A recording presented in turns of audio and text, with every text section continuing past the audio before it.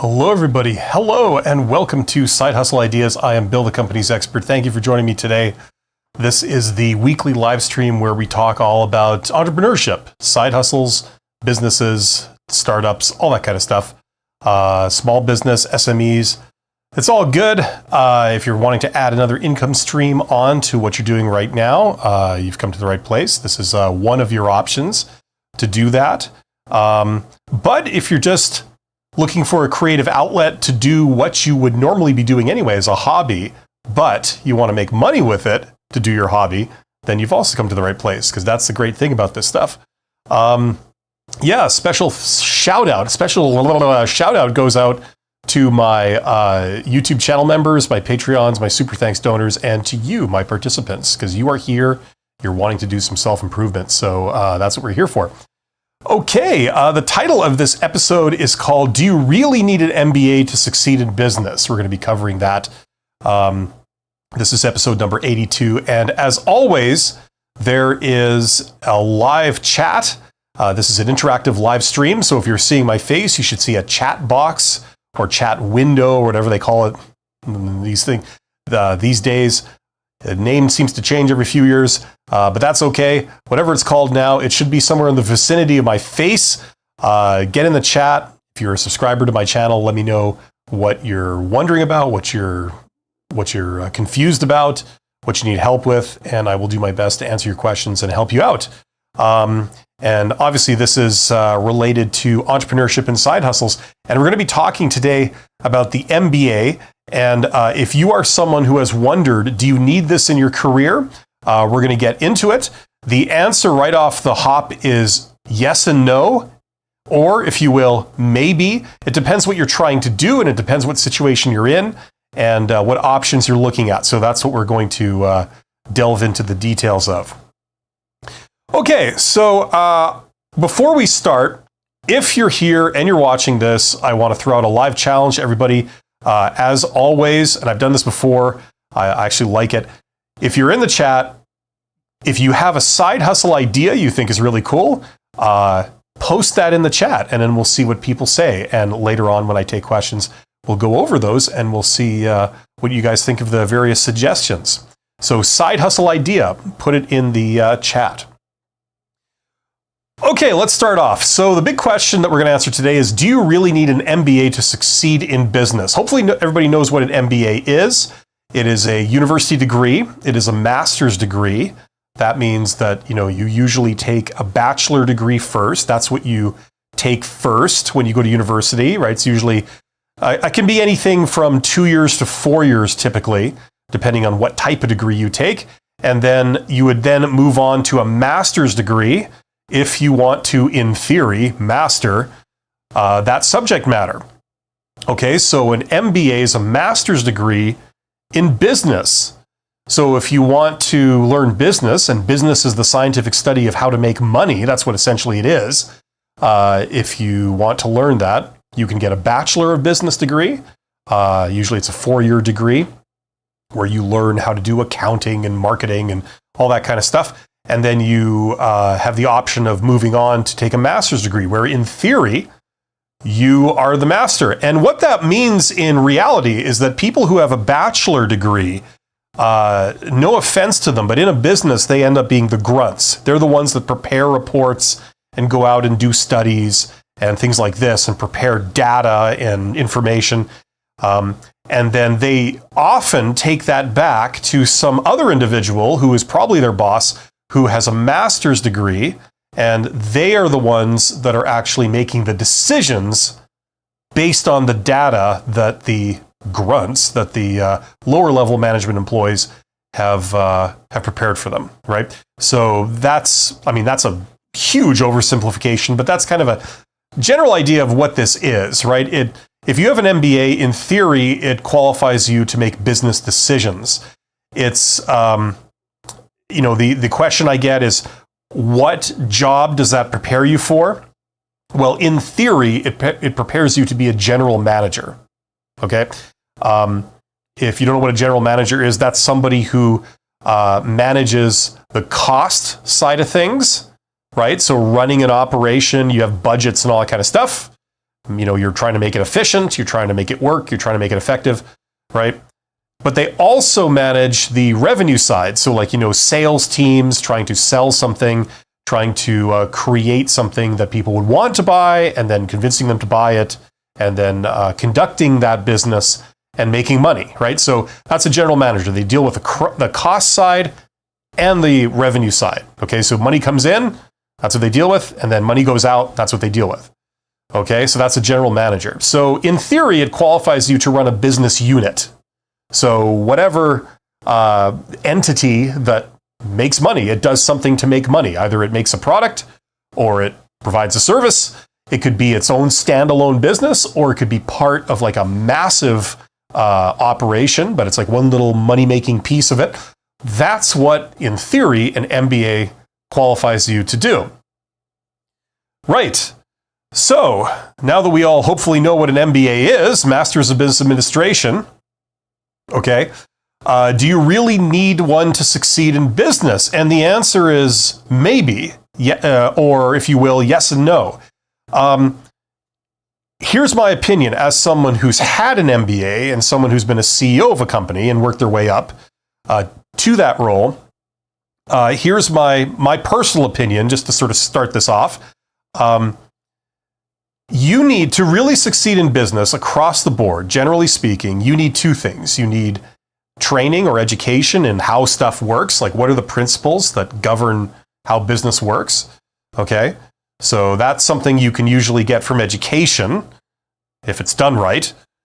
And then the other thing you absolutely need is experience. You have to have experience in the industry that you're in. So whatever it is that you do, whether you work in construction or you work in insurance or you work in oil and gas or you work in arts and crafts or you work in, artificial intelligence or you work in telecommunications, whatever it is, right? You need experience in your industry. And usually it's multi-tiered experience. So you're not just at one level, but you've worked at multiple levels, kind of at the bottom, at the middle, at the top. Right? Or at least you've been exposed to it, put it that way. Okay? Those are two things you absolutely need. There's many other things you need too. But those are the two sort of cornerstones, I would say, of what you need. Now, if you only have one or one or the other, but not both, you're at a considerable disadvantage. Okay? A lot of ways that in business, let's face it, especially mature businesses and especially big businesses, the way people are promoted into management is that they put in their time in the ranks. So it's not like they go to school and then they get the job based on an educational credential. They get it because of almost seniority. They've put in their time and someone has almost groomed them to be in their job, and then either they move on or they retire or something, and then the person that was under them moves up into their position. That's a very common scenario. And in that case, a lot of the times you don't need any education to do it because you've had years and years of shadowing your boss, the person above you. And maybe the last year or so where they are grooming you to take their job when they leave, they mentor you, they expose you to every aspect of their job. You get to see how they do everything that they do.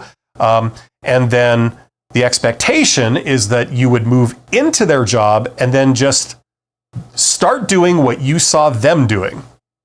I'm going to turn down my camera brightness here. Right? That's a very common scenario. And in that case, people are not getting any education, really. They're not learning business. They're not going to school to learn the business principles. They're just learning on the job. And this can work if you're in a very specific situation. And the specific situation is that you're in a mature industry. The industry has always worked like this, and it always will work like this. Nothing's really changing. So if that's the situation that you find yourself in, maybe you're in a very mature industry, you're dealing with very large organizations that, they don't change overnight, right? Nor do they need to in those industries, then this works, right? All you have to do is do what you saw your predecessor doing. There you go. It's not that hard. The problem, of course, lies if all of a sudden the way that job has always been done suddenly doesn't work anymore. Maybe the world moves on. Maybe the industry changes. Maybe something else changes. Maybe there's new regulations or new rules, or just things are different now, right? Maybe new technology has come in. Maybe there's new competitors coming in that are giving you a run for your money, right? All of a sudden, what you've seen work before and everything you saw in terms of how to do the job, that's not cutting it anymore. You have to come up with something new. And that's where you're screwed. Because if you don't understand the theory and the principles behind anything, how could you just happen to know what thing you've never done and you've never seen done is the thing that will work in this situation? You won't. The only thing you can do really is trial and error. And that's where the lack of education bites you, and it bites you hard. Because in theory, what the education does is it doesn't just explain how to do this one job, it explains how everything works, what's going on, why is everything behaving the way it's behaving, right? And if you want to try and do something that you haven't actually done before to get an effect or a result, this is what you would need to do because you understand how everything works, right? That's where education does it. So to really succeed despite the conditions, you need both. Now, you can make a very compelling argument why you need education, and I feel I've just done that. That's something I've observed. I've observed a lot of people fail because of this. And you can make an extremely compelling argument why you need experience. If you go to school and then you take a bachelor degree and then you take a master's degree and you come out of university thinking you know it all, which, let's face it, a lot of people do, and that's all they've done. Reality hits you like a slap in the face because you don't know it all. In fact, you hardly know anything in terms of practicalities. And, it's a delightful combination of arrogance and ignorance, and you fail. Not all industries work the same. In fact, almost every single industry, it works differently. So just because you've come from one industry or no industry at all, you think you know how it works. Well, you don't. You have to really get to know that industry. That's what I've learned. And within every industry, there might be different situations, different regions and stuff where it works differently still. So you really would have to have a lot of experience to understand what's a reasonable thing, what's attainable, what may be practical and what might not be practical, and why, right? So you need both. Now, before I go any further, I'm just going to go to the chat here very quickly. Roxanne is here. Roxanne says, hey, I currently run a candle business and I'm attending a university to get an MBA. The business knowledge is awesome because I'm learning marketing, branding, and product positioning in business right now. Yeah, Roxanne, you're in a great situation because that's the best conditions under which to take an MBA or to learn business in school. It's where you've actually been out and you've done something, or certainly tried to do something. In your case, it sounds like you've actually done and succeeded at something. And then you go back to school, and then your education in business is going to have context for you. And if you're anything like me, you're going to find it wonderful because they are now explaining to you why certain things you've tried worked or did not work. And this stuff is like gold. You see the value because when they explain a concept to you, you think, that's the reason why this thing I did not work. I spent 6 months on that and it failed and I couldn't figure out why. And I don't know how to fix it. And you just gave me the answer. I could have saved that whole 6 months of work if I'd have known that, or I could have made like $50,000 in a month if I had just known that back then. Like it's an incredibly wonderful experience. So way to go, Roxanne. That's the best way to take an MBA when you've got context to it. Joseph says, good evening, sir. How do I best prepare for a panel interview? Joseph, wrong live stream, I'm afraid. We're talking about entrepreneurship here. if you come back in, when? An hour and a half? I have another live stream this afternoon where we talk about job interviews and stuff. Okay, Roxanne says, I also need to take finance, accounting, and management. I realize the value of education because it's great for my career and my business as well. Yes, absolutely. I agree wholeheartedly.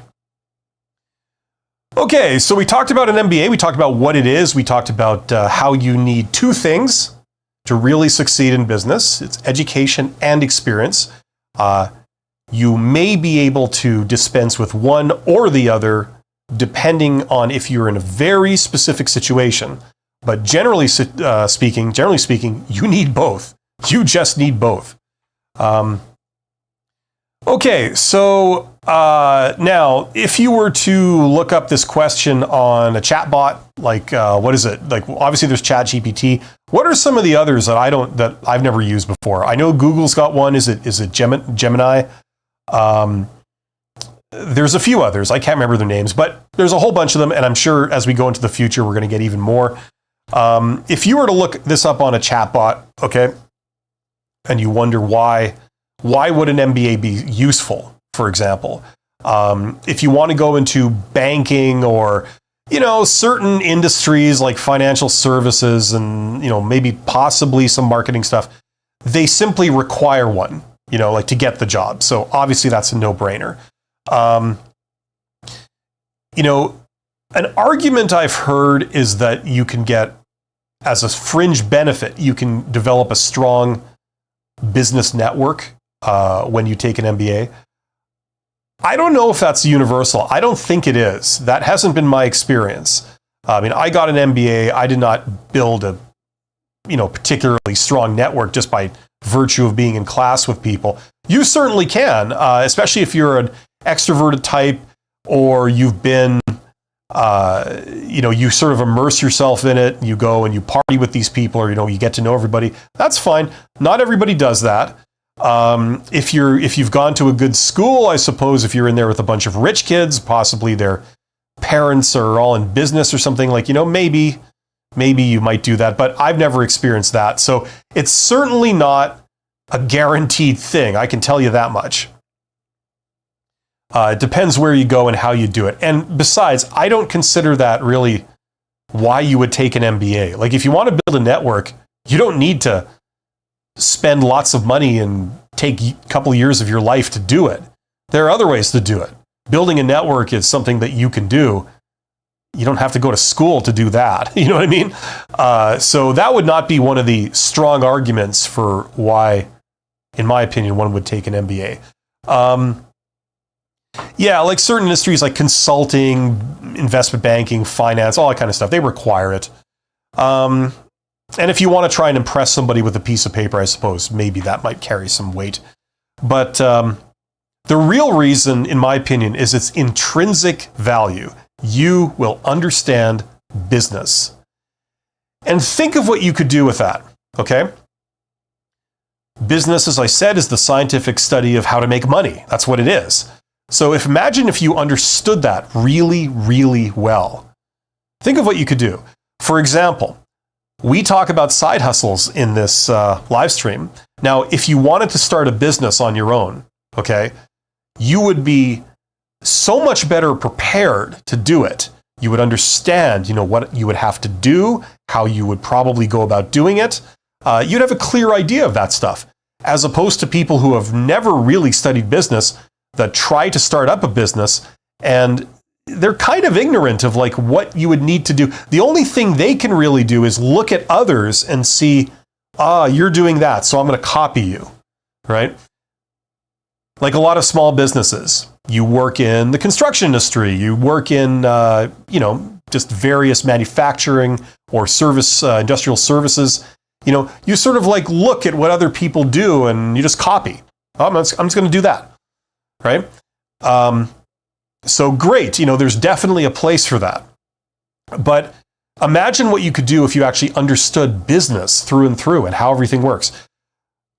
If you don't want to start a business, if you just want to have a conventional career and you want to get promoted and climb the ladder, it gives you an advantage. Not simply because you can put it on your resume, but because you understand what is important to a business and how a business thinks. And when I say business, I'm talking about your boss and their boss and their boss and their boss. You understand how they all think and what's important to them. So you would just know what they would want you to do and what they would appreciate and how it would benefit the business as a whole. And you would do it. And that gives you an advantage in being promoted quickly because you're doing the right things, you're out promoting, outperforming, I should say. And it would accelerate your conventional career as an employee. So that's another value of having an MBA. Okay, why you might not need an MBA. If you're an entrepreneur and you're immersed in an industry and you know that industry really, really well, and all you have to do is you have to copy what you see everyone doing around you, do you need a degree to tell you how to do that? No. No, your time could be better spent working on your business for a couple of years instead of taking an MBA degree. And I agree with that. If your only option is to get an MBA would be to take 2 years off and pay something like at least 5 figures for it, then I agree. If you're in tech or the creative industries where sort of your skills matter more than your business savvy, possibly. But I doubt that's really the case. There's a lot of people out there that are absolutely brilliant from a technical point of view. Are they successful in business? Absolutely not. They're complete failures. And it's not because they're not smart. It's because they don't know the basic business principles. And it's strange, it's ironic, because they're so smart, yet basic business principles are really not hard to learn. A lot of moderately intelligent people learn them, but not these super smart people. And in my experience, it stems from not that they're not smart enough or that they don't have a talent for it. It's because they have no respect for it. They think it doesn't matter. And this shows when you meet them in how they talk to you. Because in the back of their mind, they think like, I don't really care what you think. And I'm not really going to try to make you like me or make you think that my idea is good, because you should just see that. It should be obvious, when of course it isn't, right? So you can tell by people's attitudes, like you don't understand the principles of marketing at all, nor do you understand the principles of networking, because you don't know who I am. I could be someone that could really open doors for you if you'd been a little nicer to me instead of so arrogant. Maybe you'd open a lot more doors for yourself and give yourself a lot more opportunities. I can't tell you how many engineer types and IT people I've met like that. Brilliant people, And I can say this because I am an engineer and I am an IT type person. I ran an IT company and I have a degree in engineering. I can say this, and it's really that element that's holding these people back. It's the lack of respect for the business side of things. So that's my take on it. That's my personal opinion based on my experience. You guys can take it or leave it. You might have your own experiences, and that's cool. I'm just sharing what I've seen. That's the thing about like engineers. I'm in two minds about engineers. My fellow engineers out there, they're damn smart. Damn smart. It's, just absolutely fearless. Some of these people, like how much raw intelligence and brain power they have. But a lot of them, like 80% of them, in my opinion, are just held back by their lack of respect for business principles. And, they don't feel it's worth knowing, so they don't learn it. And then they spend the rest of their lives not being able to get jobs, working at the bottom, while lesser people become their bosses, And it's like you could be on top if you only had more respect for these things. If they're so unimportant, these principles, how do you explain like where you've ended up? You know what I mean? And these clowns have been your boss. You know what I mean? Anyway, now, traditionally, the argument against an MBA was also the cost and the time. Can't really get around the time if you're wanting to do it properly. It takes a while to learn a lot of stuff. But the cost, obviously, is not the huge thing that it once was. Ever since we got the internet, the cost technically hasn't been, the major factor. You can still go and drop like 6 figures to get like an MBA. You can pay $100,000 US to get an MBA from some of the top schools in the United States, if that's what you want to do, right? And other countries around the world, But that's not your only alternative. There's a lot of cheap alternatives that are as good or almost as good, and those are viable options. And you know where I'm going with this. Yes, I've got a course right there. That's one option, right? There are many options. You can take online degrees at almost every university, and they shave off a huge part of the cost, right? But you can go even further to programs like mine, where it's entirely self-study, and it's a tiny fraction of the cost. We're talking like 2% of the cost if it's $100 for a lot of degrees. The other thing is that this material is really not that hard. It's been in over 95% of it has been in the public domain for a long time. So it's like learning calculus. Would you have to pay someone $100,000 to teach you calculus? Probably not. You can buy a book on how to learn calculus. Like you could buy a textbook from schools, or you could buy any number of other books that, they teach you calculus. They give you, here's how it works. Here's the problems. You do the problems. You get good at it, right? You could buy that off Amazon for $10. You know what I mean? So if you're not really trying to impress anyone with your credentials, you're just trying to learn it for its intrinsic value, so calculus, I'd recommend doing it that way, especially in this day and age. So I would recommend, obviously, you guys know, that in conclusion, that if you are someone who wants to learn the material for its own sake, because you want to apply it either to your own entrepreneurial ventures, maybe to start your own company and make it a success, or in a conventional career, you want to climb the ladder quicker, you want to move into management, you want to understand how a business works, how a business thinks, what's the source of its value, and therefore you understand maybe where it should go in the future and all this kind of stuff. It will help you in your conventional career, not just because you're trying to impress somebody with a credential, but because it will enable you to make better decisions and be recognized and help the business more. So my personal opinion is that it is damn useful for many, many things.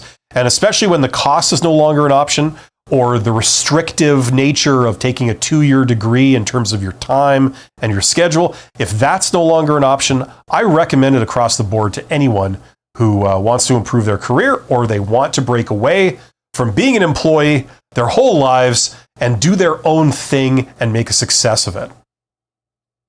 Let's go back to you guys. Roxanne says, I also wanted to switch industries from consulting to the finance industry, so having an MBA will be an advantage. Yes, that's more of the credential, rather than its intrinsic value. Lewis says, what are the criteria you would say make an MBA a no-brainer? What do you mean, in terms of the decision to take it?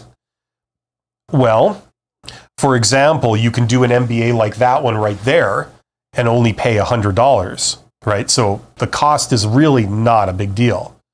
It's $100 plus books. You can order the books yourself. If you get them all used, you can get them for literally $5 off Amazon.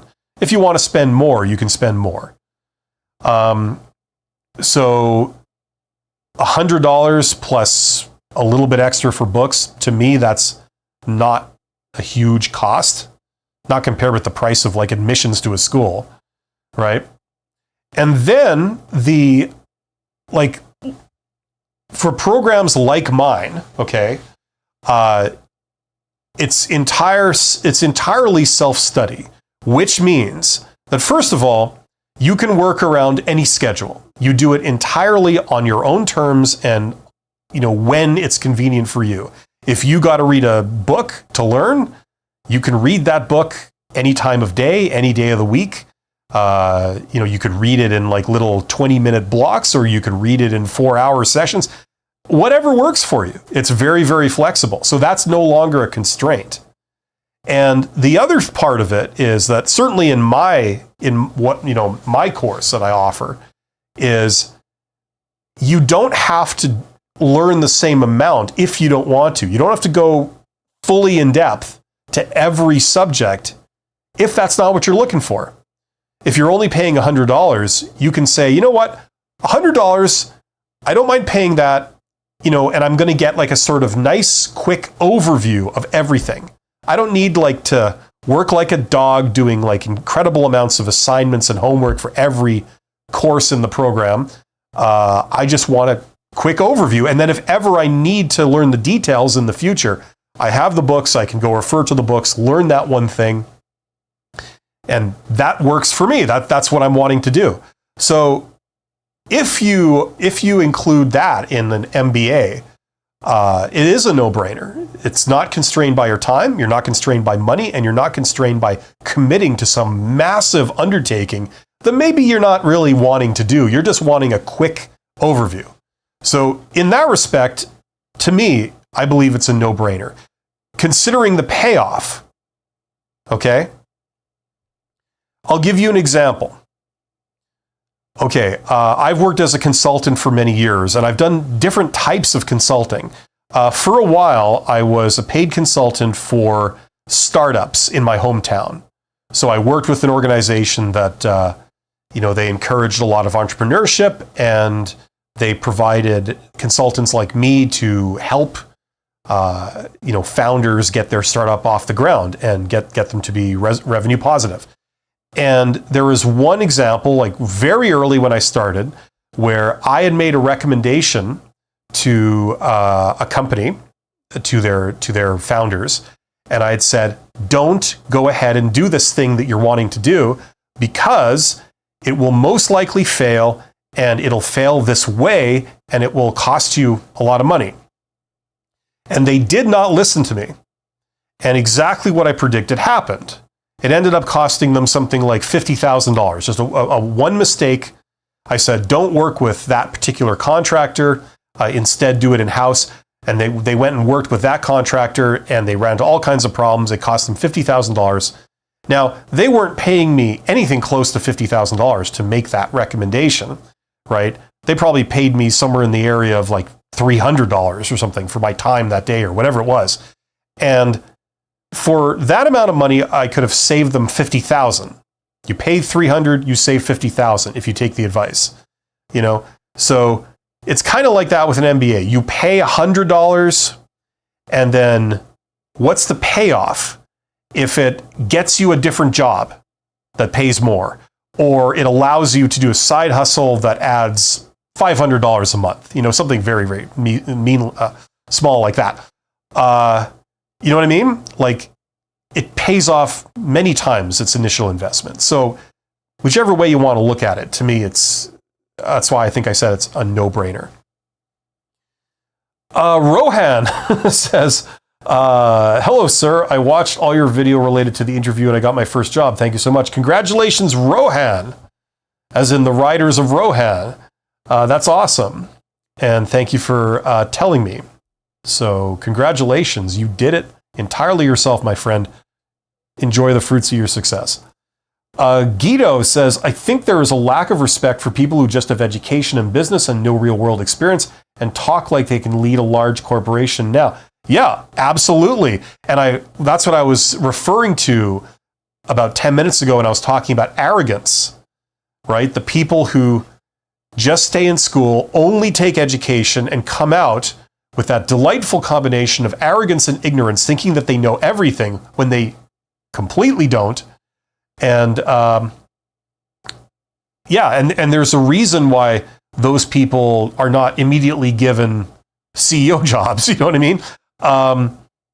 That's generally what we see. Obviously, there's exceptions to everything, but that's a common trope, right?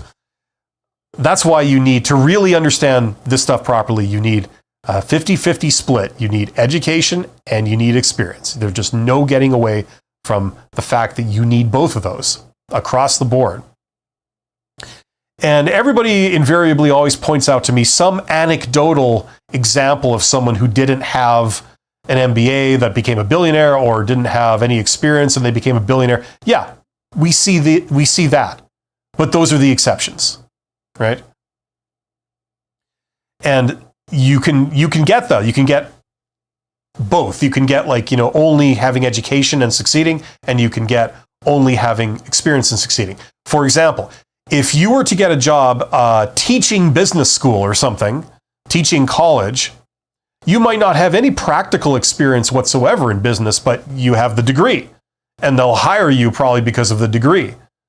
You have the degree, so surely you know the material. You can teach it, right?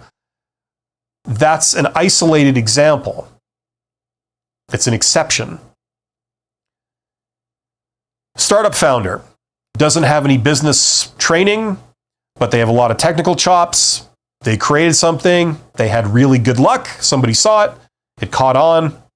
Bam, they're a billionaire. They have no education in business, but they're a billionaire. Yeah, that happens. And it's an exception. Because most people don't work in situations like that. Now, if you do happen to work in one of those two situations, then maybe you get away with having only one or the other. But for the vast majority of us who work in most industries that change and have their own quirks, you need both.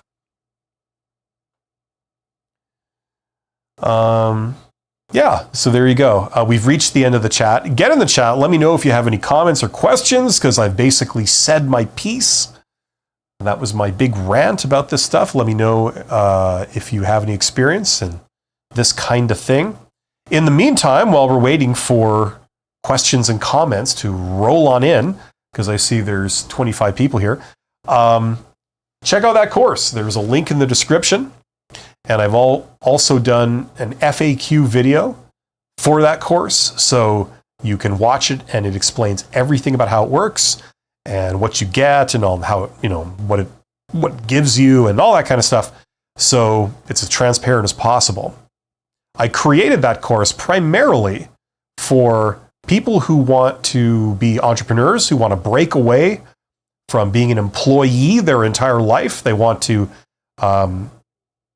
start their own business. Usually that starts with some type of side hustle. That's what I'd recommend. And then they want to ramp it up and do their own thing and be your own boss and generate an income that's based on your value.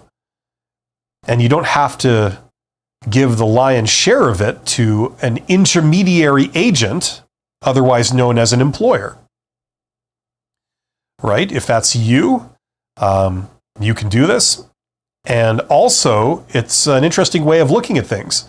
If you want to learn how to make money and you want to turn something that you enjoy doing, like a hobby or a talent, into a money-making venture, this is the theory on how you would do that. I took an MBA later on in my career, and I found it an extremely eye-opening and empowering thing.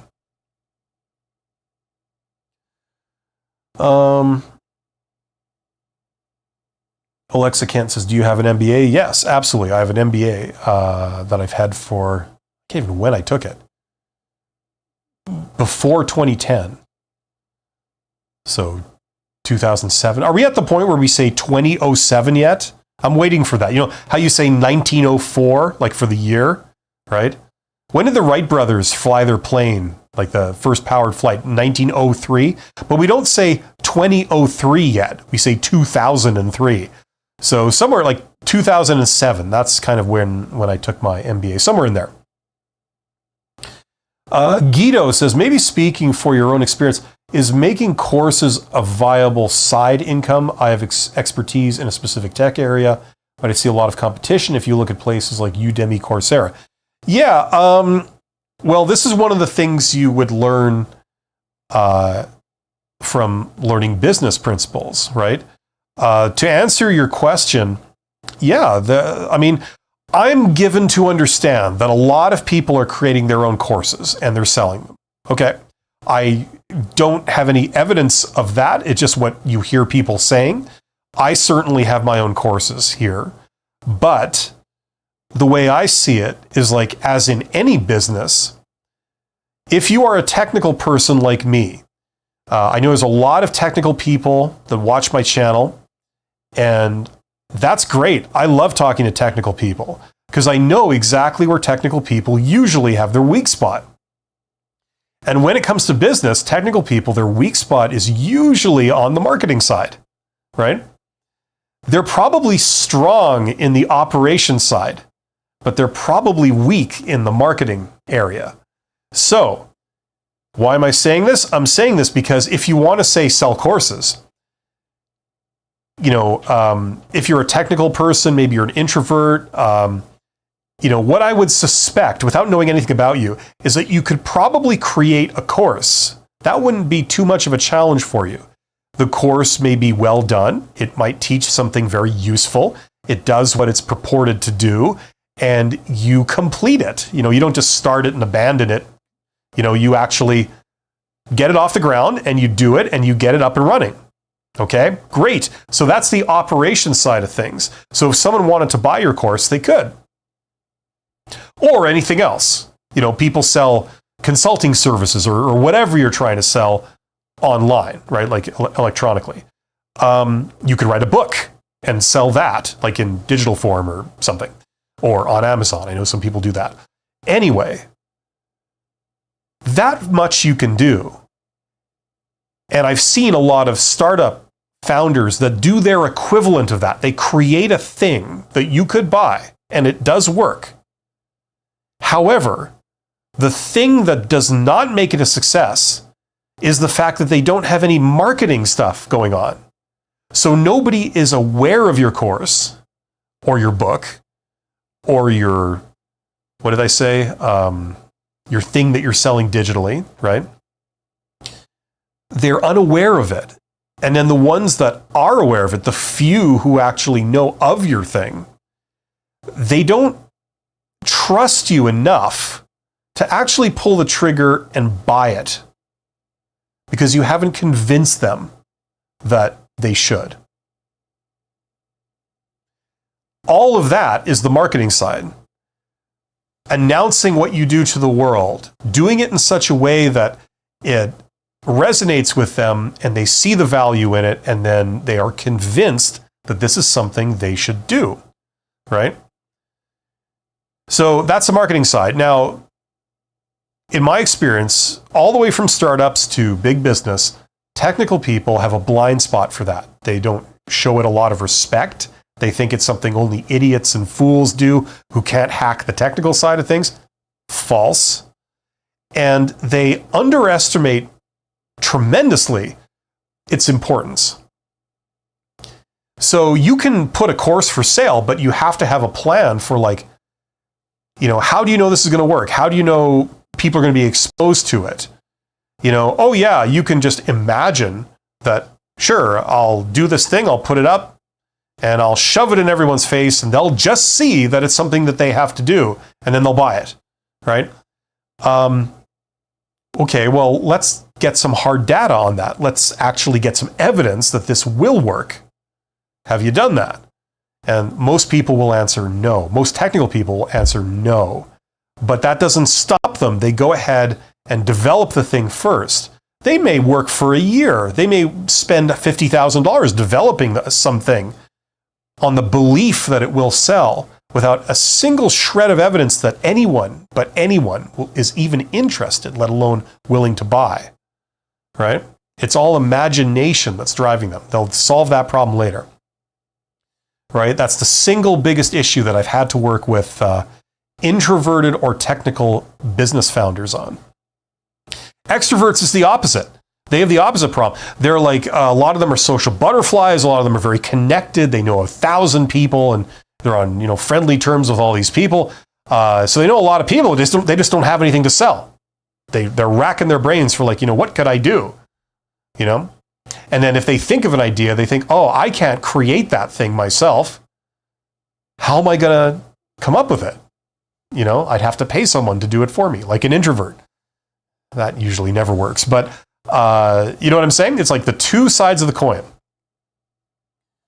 So yeah, you could make, so in conclusion, you could do like selling courses, I suppose, if you have skills and knowledge and abilities, which I'm sure you do.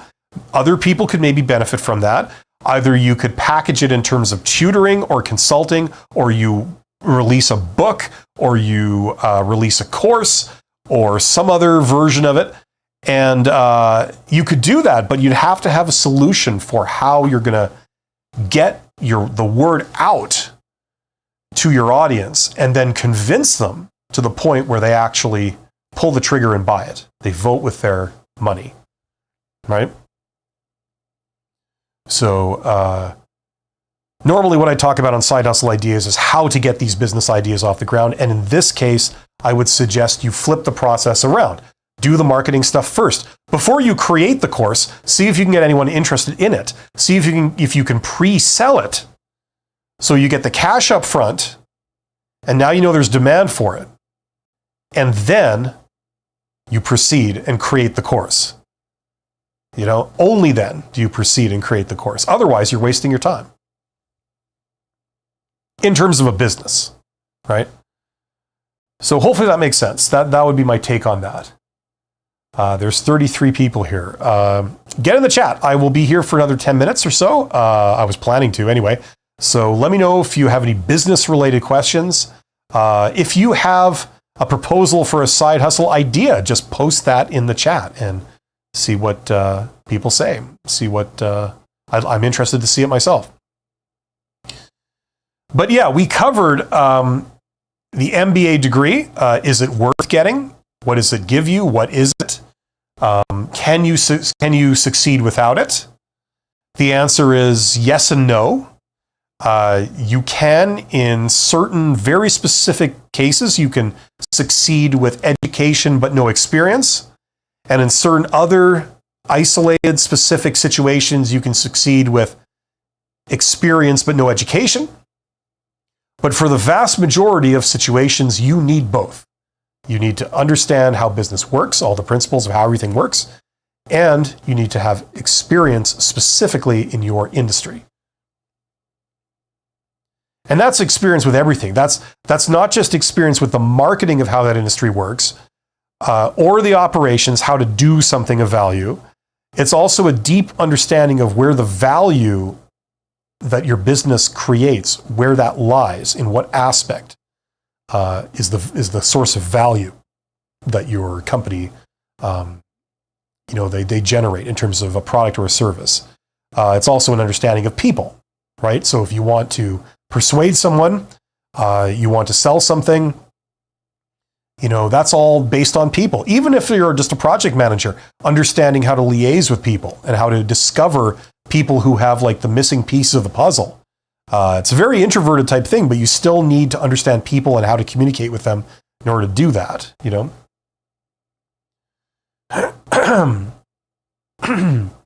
Dan Fleming is here. Dan says, I'm a software developer with many years of experience, but I've not found a business person with a concrete plan for a software product and a highly potential customer in mind. Okay. Why would they have that? If they're a business person, does that imply that they're not an IT person capable of creating it?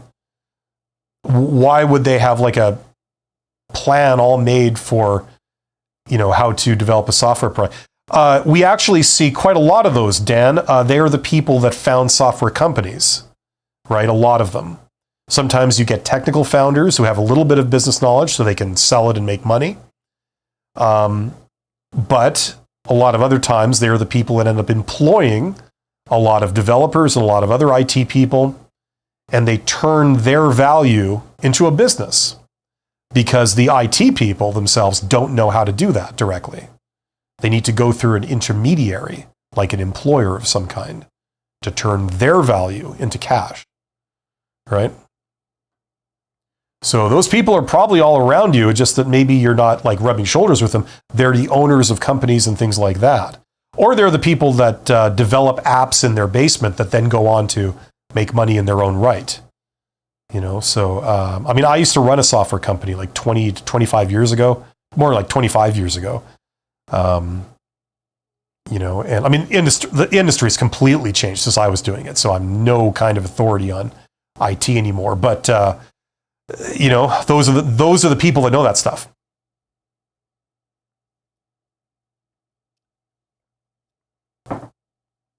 Like think about it.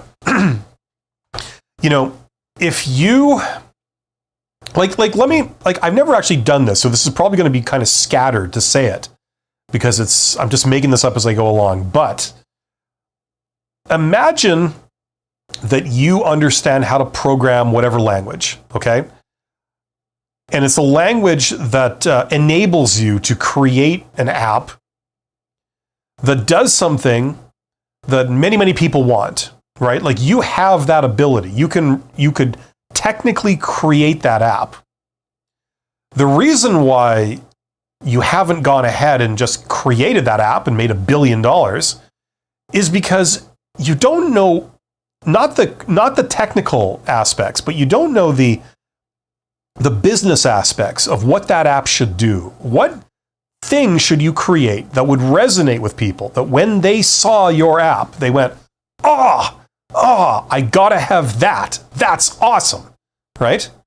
It's not like once you see an app that's been created, like Google or something, like, I don't know, some video game or whatever. It's not like you couldn't do that, right? You don't have the ability to create that. It's just that you didn't think of doing it. You didn't realize that doing it in that exact way would resonate with everybody the way that it did for the creators of this thing, right? So you have the ability to create it, but you don't have, the understanding of what you should do that would lead to money, right? That would lead to business success, okay? In the same way that, like, I'm talking to you on a computer I built, which is now coming up to, I think, 14 years old. I created it, I bought the motherboard and the hard drive and the memory and the CPU, and I put it all together, installed the operating system 14 years ago, okay? And it hasn't had a hardware upgrade since. I've added a microphone to it, and that's about it. Oh, and a webcam, and practically an obsolete webcam. 2 of them, actually, so I can talk to you, right? And I can reach 1 million people from my computer. Now, I did not start off, that hasn't been some special privilege just given to me. I just developed that over several years of trying stuff and growing my YouTube channel and a few other things I've done. I've got several YouTube channels, and just learning a bit about social networking, learning a bit about what you can do, what you should do, what tends to work, what tends not to, measuring the results with metrics and data and all this kind of stuff. It was kind of something I did in my spare time. And it's absolutely amazing today that if you have a smartphone, you're capable of reaching millions and millions of people and spreading an influence. But most people, it's not the technology that's holding them back. It's that they just don't know what to do with it, right? So that's kind of like learning business, is that, you have the capabilities of doing something, but you just don't know what to do. You don't know how to use your capabilities to generate money directly. So what a lot of those people do is, that's the majority of people, is they work as employees. They go to a business and they say to the business owner, look, I don't know how to turn my value into cash, but I understand you do. So let's have an arrangement here.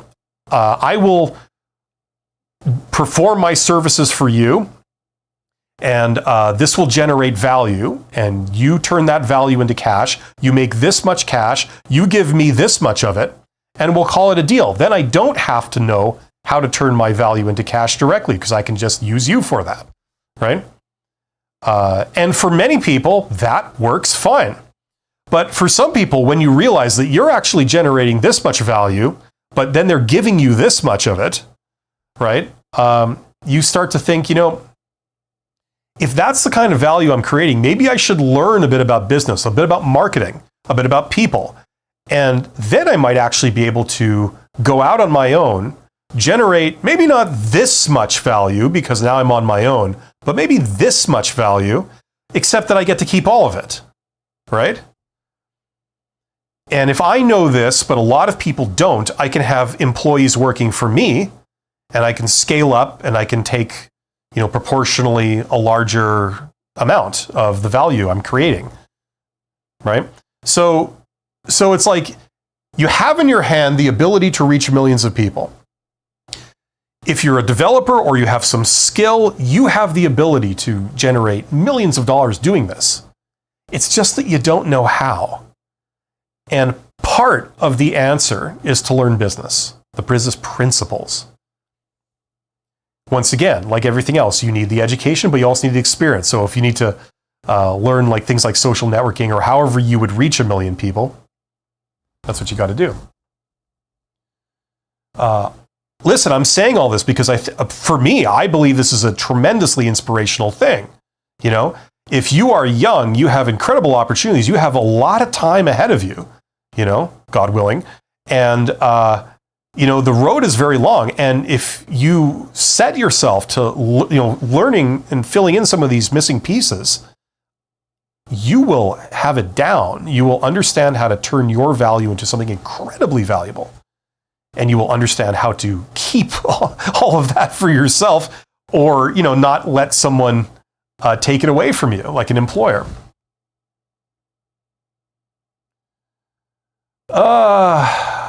Where did I leave off here? Guido sent a super chat. Thank you very much, Guido. That's I really appreciate your support. Says thanks, very helpful. Marketing is definitely not my strongest skill. Listen, Guido, go like either take my course for $100 or go and get yourself a book on marketing. Like a good what can be helpful is if you live in a city or something, and maybe the city has like a really reputable university, like a business school or something. Go to their website, go to their business program, go to their MBA program, okay? Not like the basic business stuff, the bachelor's, but the master's degree. And they'll probably have at least one marketing course, like maybe a core marketing course, okay?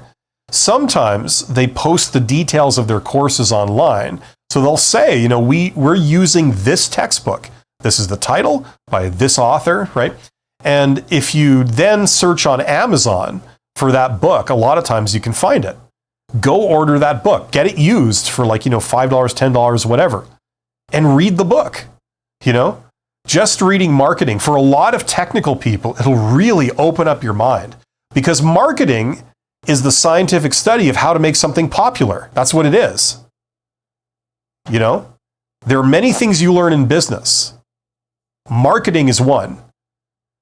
And if you're an introverted type, a technical type, you probably haven't been exposed to a lot of this before, So you could either do that, or you could get my course, which essentially will give you that, plus a lot of other things, and it will just open your mind. And you'll realize, okay, this is how I make something popular. This is how I get the word out. This is how I get people to buy something. These are all the steps that I'd have to do, right? I mean, don't tell me that's not useful. You know what I mean? Whatever you have to contribute to the world, whatever it is that you can do, whatever skill you have, whatever knowledge you have, whatever your value is, maybe you can work with your hands and create something or fix something or do something. Whatever it is that's your source of value, it can tell you how to make that popular, how to get the word out and make people want it, either to buy it from you directly or for some other purpose. It helps in the world of politics. If you want to get votes, how do I become popular so people will vote for me? It's marketing, right? So very useful thing. Steven says, I think I heard you say you did engineering once. If you ever did get one, how did you get internships as a student company's expert? I did not do an internship in my engineering program. They did have an internship, but I was a moron. And actually also, I was working full time. From my second year onwards, I was working full time and doing an engineering degree. I did electrical engineering, and I got my degree, my bachelor degree in electrical engineering. And I was working at a data center in the university. Like I was working for the university, and I was also going to school at the university. So that's what I was doing. So I was fine. I don't know. I didn't do the intro. I don't even remember. It's so long ago, but I didn't do that. But if you want to get an internship, you're saying, how do you get one? Obviously, like, look at whatever the official process is and what the requirements are and blah, blah, blah, like, do all that. But in addition, go find out who is in charge of the internship program. It might be some professor or it might be some administrator, most likely an administrator. See if you can talk to the administrator one-on-one. Go up to them in person. Go ask them, like, hey, how does this work? I'm really interested. How does it go about? And then ask some questions like, have you guys been doing the internship for a long time? What are the companies that you partner with? Is there any choice in where you go? Like this kind of stuff. How many people that go through the internship program end up working at those companies at the end? Ask them all kinds of questions. And when they see that you're really interested and, you're asking all the right questions and you understand it, and you've got some people skills and you've got some charisma, so you'd be representing the organization well, that helps. That really does help. When they come to decide who gets to go, assuming you meet all the requirements, are they going to pick somebody they don't know, just a resume, or are they going to pick the person that they've met, that they know is awesome, that they know is super enthusiastic, and they know is really dedicated, right? Who would you pick? So that really helps, right? You could reach out to the organizations. Maybe there's some opportunities there. Go down and do informational interviews at the companies that have an internship partnership with your school, independent of your school. Just go and say, hey, I got a few questions, and, learn how to do informational interviews. It's incredibly powerful. Dennis says, how do you recommend to test the market for teaching? I was a consulting transitioning to project manager with several certifications, which I want to start cashing in. What do you mean by how do you recommend to test the market for teaching? What do you want to do? I don't understand. Like, you want to be a teacher? Usually you teach in a school, right? Or you could do sort of thing like that. I guess technically I'm doing. It's not my main line, but I'm selling courses, if you call that teaching. But if you're doing a one-on-one, it would be consulting. There's a lot of independent consulting people. You see what I've got, right? Like, I'm doing a YouTube channel and I'm selling something. If you were just selling something, like a course, it'd be kind of hard without the YouTube channel, without the marketing arm of it. It's like you're putting your presence out in the world. You're saying this is what you have, right? So you would have some equivalent of that. Now, a lot of businesses, if you think of a traditional business, it might be as simple as putting up a sign on the street, Dennis's school, learn auto repair faster than you ever thought possible, whatever, that kind of thing. Sometimes that's all you have to do, right? But you need to test, you need to try. How do schools or whatever it is that the thing is you want to do, how do other people do it? What do you see their marketing efforts looking like? Are they running ads online? Are they promoting themselves some other way? Right? That would be a good starting point. Dan says, I've seen many ways of making money out of software. You don't need great ideas if you have the right contracts. You can develop and sell it to companies, but you need to have strong business contacts. Yeah, why do you think that is, Dan? It's because they need to trust you, right? That's what the strong contacts thing. If that is indeed true, then it's probably because they need to trust you, right? Because, like, let's say you sell them something that doesn't work, or let's say you sell it to them and then you immediately bugger off. So they've got this thing. They're not in a position to be able to fix any of the bugs. They're not in the position to be able to make any upgrades. They can't advise their customers on how to use it. They're screwed because you just buggered off. You made a quick buck and you're out of there, right? And that's not what they were hoping for. They were hoping to have you as an employee. You know what I mean? So That's the reason why you wouldn't just buy something from someone you don't know. So therefore, you would have to know them very well, and that's why they would be a good contact, right? That's usually how that goes, some variant of that, right? But the problem is, like, listen, Dan, the problem is that when people don't understand what's actually going on, okay, what they tend to do is they look at it and they go, oh, okay, all you need to do is this. Yeah, wrong. There's actually a lot of other things that are in place, but you can't see them because you're looking at it from the outside, right? You don't know what that person would have had to have demonstrated or what assurances they would have. You know what I mean? Right? That's a big reason why a lot of employees think that the people running their own companies are a bunch of idiots. Because they're trying to rationalize the few things that they see. They see the boss not caring about every little request. They see the boss like maybe treating them in a shabby kind of way. It's stressful, but the boss doesn't seem to care, right? So because you don't know what's going on, you say, well, the boss is clearly an idiot, right? My experience has been quite a bit different. The boss actually knows what's going on several levels above what you see and what you understand.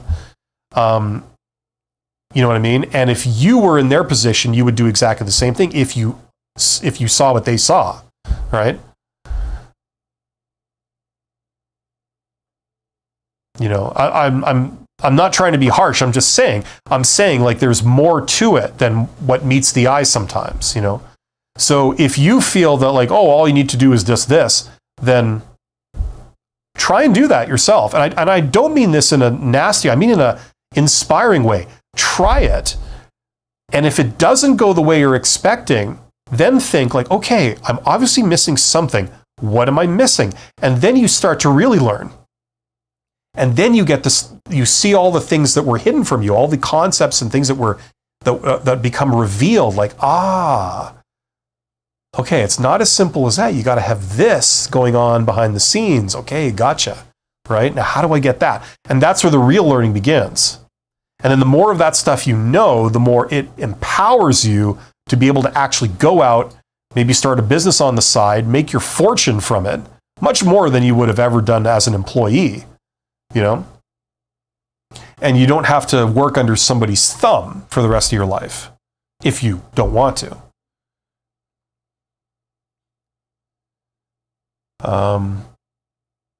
Dan says, yes, as a software developer, I don't know what to create to sell in order to generate money. Yeah, like a great example is companies that create business solutions for businesses, right? So you might create an accounting software package or a business intelligence like ERP product or, CRM product or something like that, okay? So like, there's two sides of it. One is writing the code, like actually creating the thing. And the people that write the code, they can obviously do the code really well. They can do all kinds of crazy stuff, and it's amazing. But they don't understand the needs of their customers. So if this software is being sold to pet shops, to help manage their pet shop, right? The developer at the software company doesn't understand anything about pet shops, right? On the other hand, you've got the sort of business side of it where, they understand pet shops and they understand what their customers want specifically, but they're not developers. They can't create that product. So you have to sort of separate these functions, and you have all kinds of trade-offs and, communication between these groups. And that's usually where all the inefficiencies and all the problems, happen, right? Because you have people that can do a thing but don't understand the customers, and you have people that understand the customers but have no conception of like how hard different things are to actually create, You know what I mean? So imagine if you could combine those two functions inside one head. You understood your customers, you met with them, you saw what they had to deal with, you saw the real world usage scenarios that they were dealing with, and you understood how they think, and you understood like, okay, I understand that these people have this level of knowledge of IT, So even though if they were super users, we could sell them a much better product, but because they don't understand what that even is, the more appropriate thing to do would be to sell them this sort of simplified product, right? Like if you really understood the customer and you could generate the product for them, imagine how efficient you could be, So if you tack on those skills in an area where you want, like think of how much value you could generate.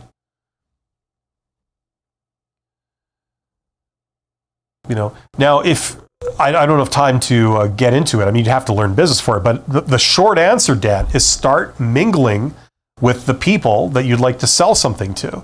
So if you have the ability to create, I don't know, a video game, start hanging out with like other people that play that type of video game. Whatever it is, maybe a small scale thing on their phone or something like that, and really get to know them. Like go to where all those people hang out. Go to like trade shows and, conventions and, wherever you would find those people, I don't know.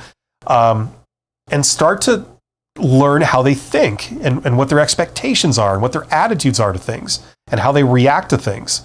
And once you learn how they think, then it's like, okay, now I'm getting some ideas that they might go for, And then you have the ability to create that. I mean, that's a tremendous, powerful combination. Roxanne says, I'm trying to reach out to sell to retail shops, so I offer samples. Cold calling and emailing businesses takes time. Do you recommend cold calling to get some? Listen, every industry is different. And within every industry, there's all kinds of different niches and things. And, so I can't say what would work in your situation. I don't know.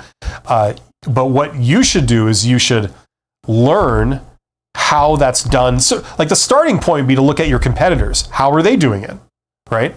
And if you could, like, let's pretend for a second you could get that knowledge. Here's how they do it, right? Now, one way to learn that, if you can't see it from the outside, I don't know if this is an option for you, but the traditional way to do it is you get a job working for them on the inside, right? And then you see how they do everything, you're on the inside. Or you could hire somebody that has worked for them and was on the inside. Do an informational interview with a former director of marketing for one of your competitors. Everything you want to know is up there, right?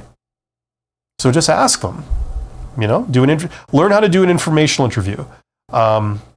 If you're looking, incidentally, I've mentioned this a couple of times this live stream, but if you're looking for my particular way of doing that, that's in this course here, okay?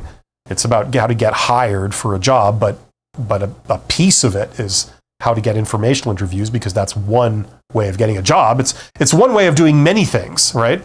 It's a tremendously useful skill. But learn how to do that. And then, when you talk to enough people, right, you can absorb all this. You can learn all this. You learn from the people that have done it or that are doing it. And that's how you avoid learning everything the hard way. Maybe there's a better alternative to cold calling people, Have you tried showing up in person? Have you tried doing other things? Maybe do a YouTube channel, do content. What do they call that model? Excuse me. Content marketing, right? It's one of these buzzwords. So you would do a YouTube channel talking about that industry, helping customers or helping your clients, giving out free advice, whatever, so that people come there to watch your stuff. And then that's where you talk about, well, I provide this service and I'm in your hometown.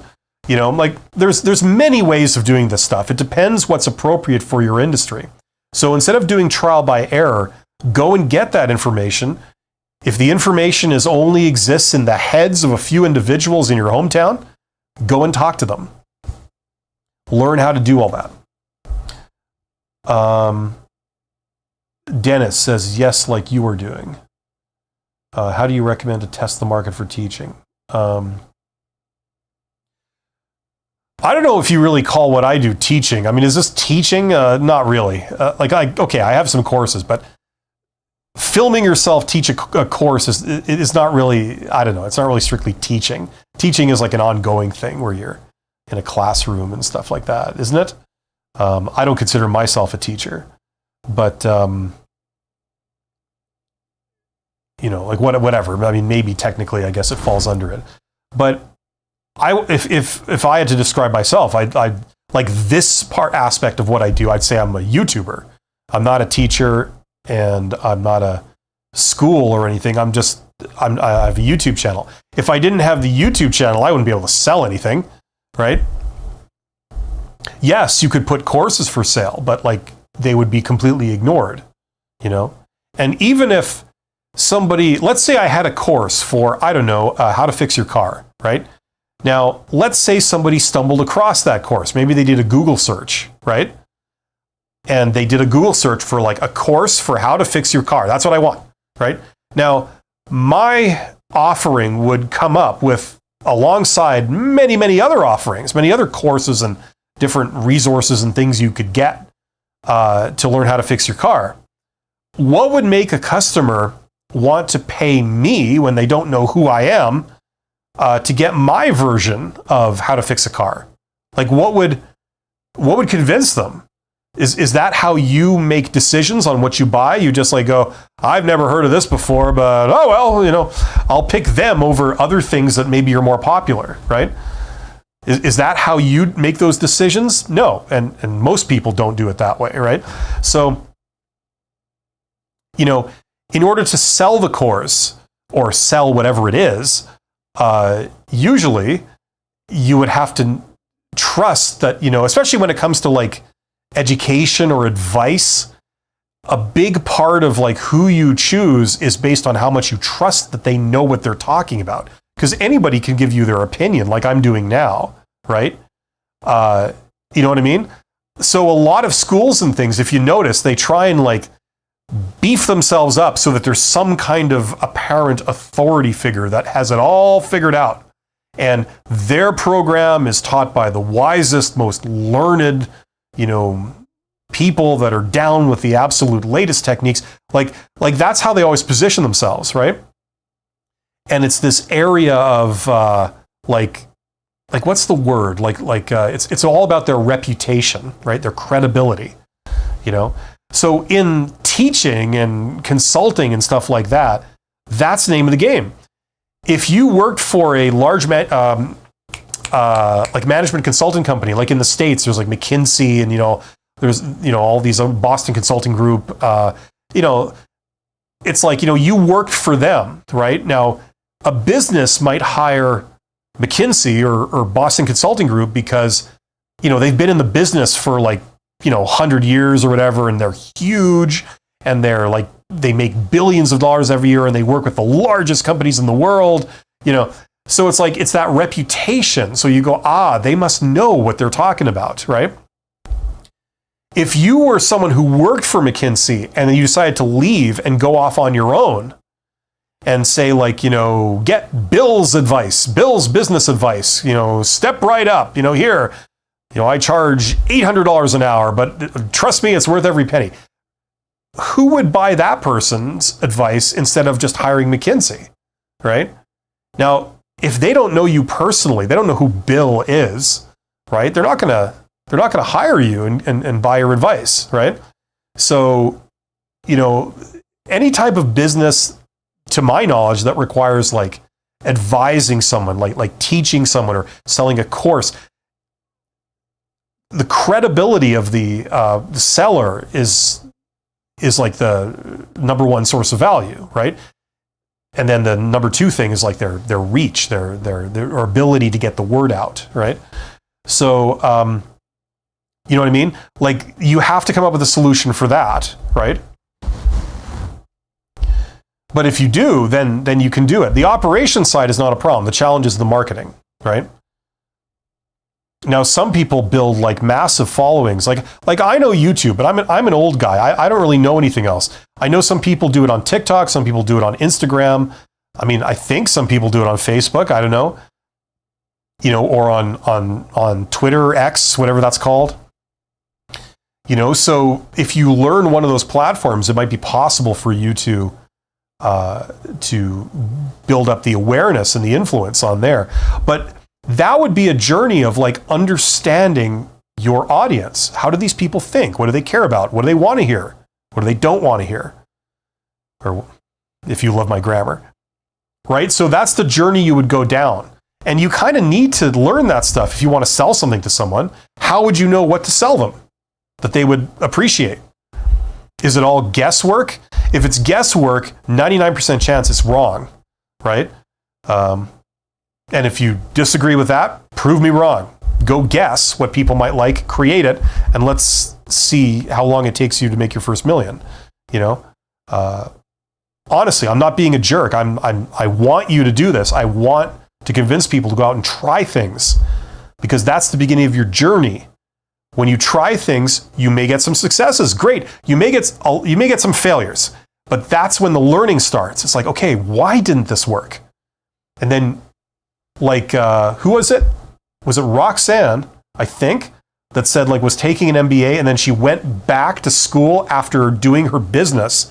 And it's like, I was saying, hopefully she'll have the same experience as I did. It's like gold. It's like, this is why that thing didn't work. This is how it all works. Now I get it, you know? So it's really cool. Where did I leave off? Internet Vibe says, how do you even get clients? Great question. The scientific study of how to get clients is called marketing. If you pick up a marketing book or a marketing textbook or anything like that and learn marketing, you will learn the answer to that question, right? It's exactly the same playbook that politicians use when they want to get votes, because it's the scientific study of how to make something popular.